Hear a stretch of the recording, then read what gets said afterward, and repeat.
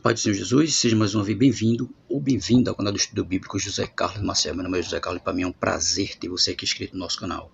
Pedindo a você que, se for possível, indique o canal para mais alguém, continue curtindo, comentando, que é muito bom. Isso, quanto mais você curtir, o YouTube vai entender que esse vídeo é útil e vai indicar o canal para mais alguém. Amém? Nosso estudo de hoje vai ser Colhe-se o que planta. Gálatas capítulo 6, do versículo 6 a 10, que diz assim: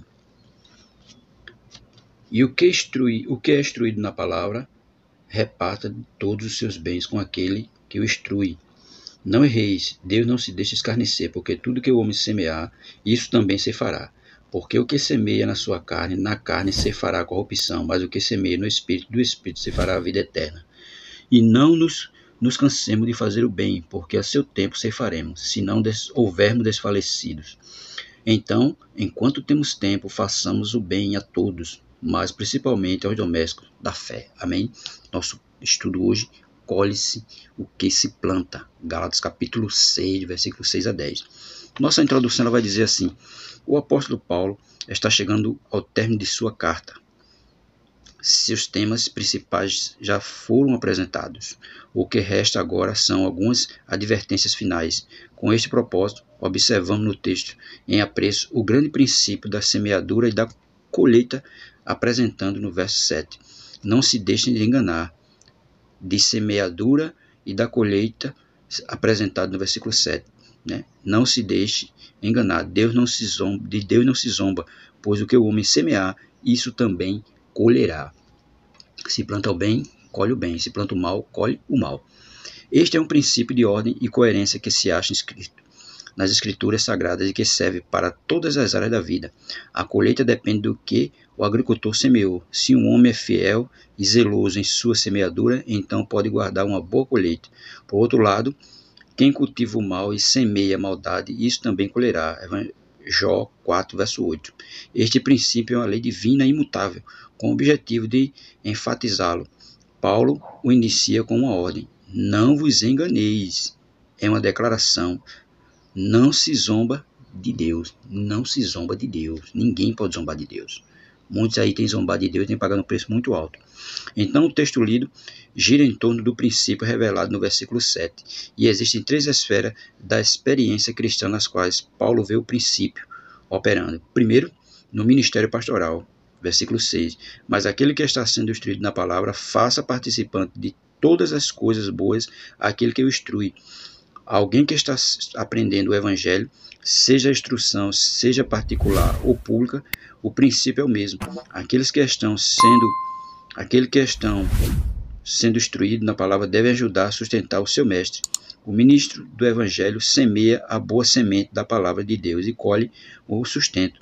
Eu sei que para muitas pessoas isso é embaraçoso, né? Claro, muitas pessoas é embaraçoso, né? Porque pessoas acham que os irmãos não devem sustentar o pastor, mas a igreja é quem sustenta o pastor. Se o pastor não trabalha, se ele se dedica na obra de Deus, lendo, meditando, orando, buscando o direcionamento de Deus para instruir o povo, ele tem que ser ajudado. Se ele não tem trabalho, se ele trabalha é diferente, mas se ele não tem trabalho e vive só em favor da igreja, a igreja é quem tem que sustentar ele.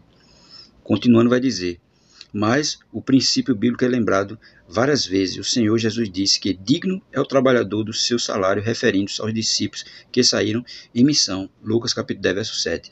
Em 1 Coríntios 9, versículo 14, Paulo declara: da mesma forma o Senhor ordenou àqueles que pregam o evangelho, que vivam do evangelho. Cara, quem vive só do evangelho, de tomar conta de congregações, conta de igreja, que não tem outro trabalho, a igreja é que vai ter que sustentar ele, porque ele não tem outro trabalho. E Jesus disse, mesmo deixou bem claro: digno é o trabalhador do seu sustento. Então, se ele trabalha só em prol da igreja, a igreja vai ter que sustentar ele. A igreja são dignos de dupla e ainda demais. Ainda quando escreve a Timóteo, Paulo diz: os presbíteros que lideram bem a igreja são dignos de dupla honra, especialmente aqueles cujo trabalho é a pregação e o ensino. 1 Timóteo capítulo 5, verso 17. Veja, digno, né? Especial aqueles cujo trabalho é a pregação e o ensino, aqueles que vivem da pregação e do ensino da palavra de Deus, que vivem ensinando a igreja. Eles têm que ser o quê? Tem que ser honrado, então a igreja tem que sustentar ele.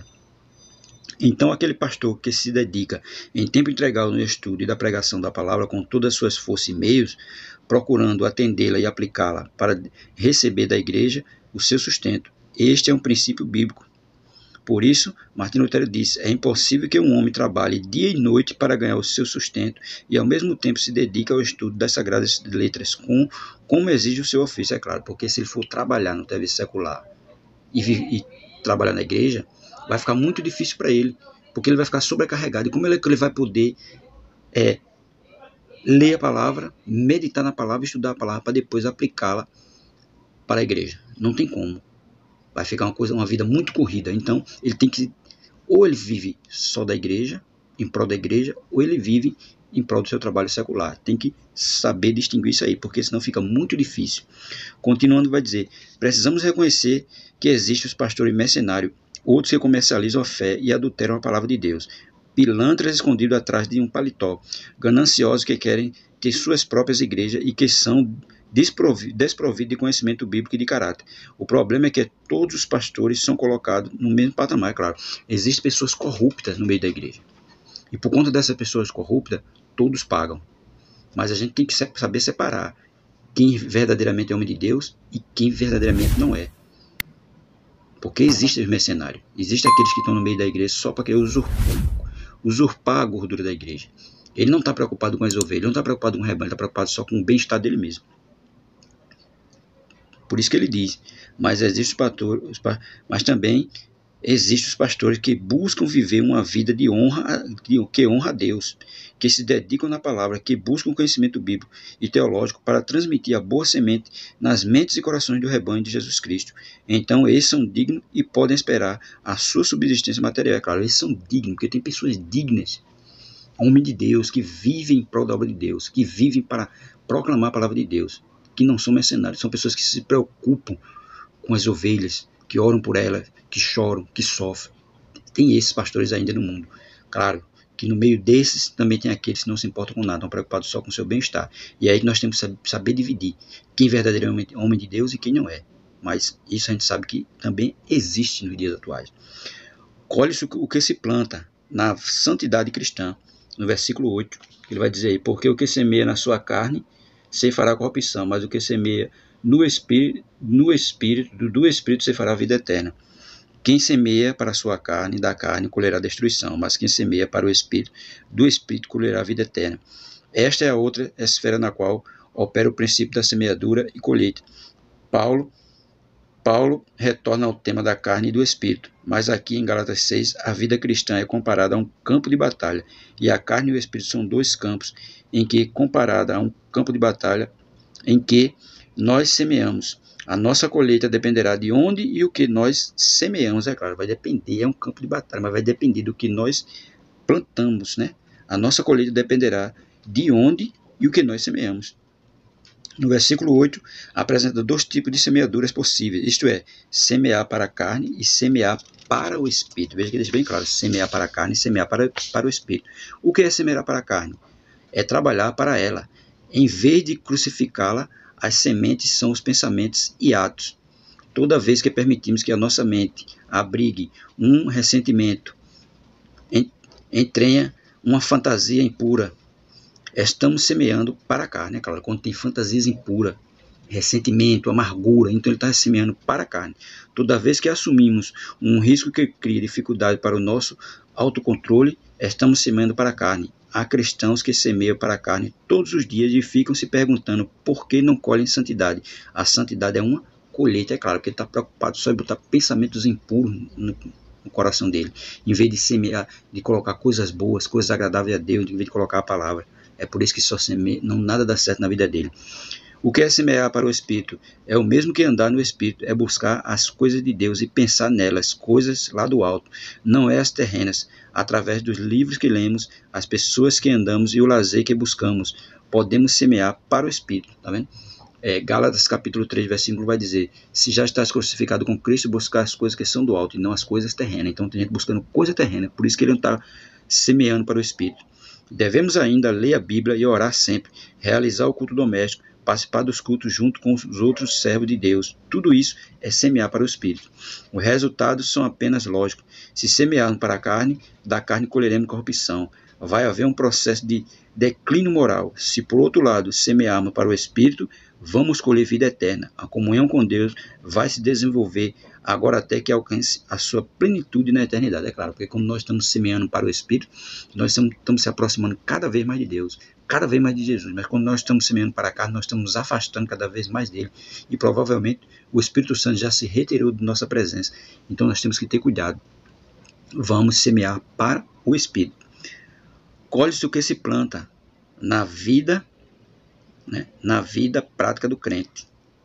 Verso 8, verso 9 e verso 10, que diz assim: E não cansemos de fazer o bem, porque o seu tempo ceifaremos, se não houvermos desfalecido. Então, enquanto temos tempo, façamos o bem a todos, mas principalmente aos domésticos da fé. Aí ele vai dizer aí, o assunto muda na santidade pessoal para a prática do bem. Ajudar os outros, as atividades filantrópicas na igreja ou comunidade. É isso que nós devemos fazer, ajudar aos outros, as atividades filantrópicas na igreja ou comunidade. O serviço cristão ativo é um trabalho exigente e cansativo. Por isso, não nos cansemos de fazer o bem, porque a seu tempo ceifaremos, se não desanimarmos. Se o agricultor se cansar de semear, deixando parte do seu campo sem sementeira, vai colher apenas uma parte. O mesmo acontece com as boas obras, é claro, porque nós não devemos cansar de fazer o bem aos outros irmãos. Porque se nós não fizermos o bem, nós vamos colher o que com isso? Por isso que ele diz, nós não desanimemos, continuamos fazendo a vontade de Jesus. E a vontade de Jesus é que nós ajudemos uns aos outros, sempre fazendo bem, né? Sempre fazendo bem. O que será a colheita? A perseverante prática do bem na igreja e sociedade trará como colheita consolo para os oprimidos, alívio para as pessoas necessitadas, pode ajudar a deter a deterioração moral da sociedade e até mesmo levar um pecador ao arrependimento e salvação. Quem a pratica ficará satisfeito e feliz em ver o resultado. Portanto, enquanto temos oportunidade, façamos o bem a todos, especialmente aos da família da fé, é claro, porque nós devemos ajudar a todos, nossos irmãos em Cristo, a nossa sociedade, é que eles precisam de uma ajuda, levando alguma coisa para eles, levando uma palavra. Para quê? Para que eles possam se regozijar e, ao mesmo tempo, aqueles que não aceitaram Jesus ainda venham aceitar a Cristo. E é isso que nós devemos fazer sempre o bem, né? E principalmente aos domésticos da fé. Sabemos que a nossa vida neste mundo está cheia de tais oportunidades para fazer o bem. Devemos assim proceder, mas principalmente para os nossos irmãos na fé, a família de Deus, mas não devemos parar por aí. Entendemos pelo ensino de Jesus que até mesmo os nossos inimigos devem ser salvos do nosso bem. Devem ser alvos do nosso bem, é claro. Até os nossos inimigos devem ser alvos do nosso bem. Por isso que Hebreus capítulo 12, verso 14, ele vai dizer: segui a paz com todos e a santificação, sem a qual ninguém verá o Senhor. Então, nós devemos estar em paz com todos e, ao mesmo tempo, ajudar a todos, independente dele ser crente ou não. Se nós pudermos ajudar, nós ajudaremos. Mas não pode fazer além das nossas forças, mas fazer aquilo que dá para ser feito. Para concluir, vai dizer assim: o princípio da semeadura continua sendo válido. O que o homem semear, isto ele colherá. E o que estamos semeando? Sabemos que na condição de ministro do Evangelho, precisamos semear a palavra de Deus com fidelidade e dedicação. Na condição de cristãos verdadeiros, nós temos por dever semear para o Espírito, viver para glorificar a Deus, nos despojando do velho homem, se revestindo do novo a cada dia e a cada manhã, se revestindo do novo homem, deixando o velho homem para trás. O fazer o bem é obrigação nossa, ajudar os necessitados, exercer atividades filantrópicas em relação a todos, mas principalmente os que compartilham conosco a fé em Jesus Cristo. Em nenhuma dessas esferas podemos zombar de Deus. Em cada uma delas opera o mesmo princípio, e considerando que não podemos enganar a Deus, somos tolos se tentarmos nos enganar a nós mesmos. Devemos nos submeter ao senhorio de Cristo e esperar colher o que semeamos. Portanto, vamos semear a boa semente para termos uma boa colheita, é claro. Nós devemos fazer isso, né? O princípio da semeadura é o mesmo. Como cristão, nós devemos ajudar a todos, especialmente levando a palavra, especialmente vivendo o evangelho pleno, vivendo o evangelho verdadeiro, não com falsidade, não com interesses pessoais, mas com o interesse de glorificar o nome de Deus.